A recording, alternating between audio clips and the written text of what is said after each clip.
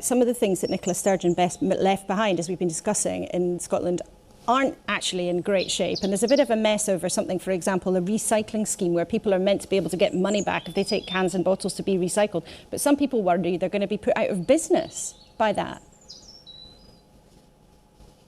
Look, for me, the deposit return scheme is an important scheme. It wasn't long ago that the world descended on Glasgow and COP27 to rededicate ourselves to tackling the climate emergency. The deposit return schemes, they operate in over 40 countries across the world. So the big operators, I think, absolutely should be held to account for those bottles, those cans that litter our streets and our beaches. What I will do, though, because I've listened to business, I've heard from small business in particular, if I'm elected First Minister, then I will exclude small businesses for the first year of operation of that scheme, because it's not the craft breweries or craft gin makers that are the ones that are causing the issue. It's the big producers that are the ones that we should be targeting. Well, that'll be interesting to see how people react to that in Scotland. But of course, what SNP voters want to know is, when could you, as First Minister, deliver independence, and how? Well, how is really, really important, because our opponents are desperate to keep us in this quagmire of process.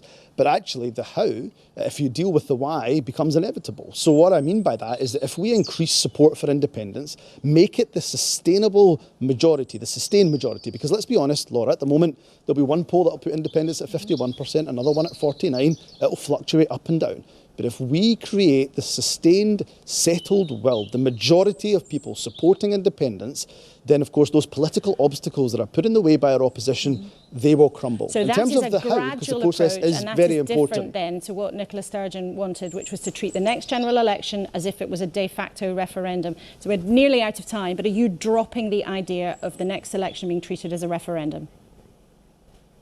Well, I'm not wedded to the idea of a general election as a de facto referendum, but let me be clear. Every single election that the SNP fights under my leadership will be about the issue of independence. But I think it's right that we energise the membership, that we bring them together, that we have a series of discussions about what the route should be forward, and the leadership should act on that collective mandate. But let's not wait for a date, let's not wait for that process. Let's get out there, chap every door, pound every pavement, look people in the whites of their eyes and tell them why they need independence now. And if we get that settled, sustained majority, then independence will absolutely be inevitable. OK, Humza Yousaf, thank you very much for coming.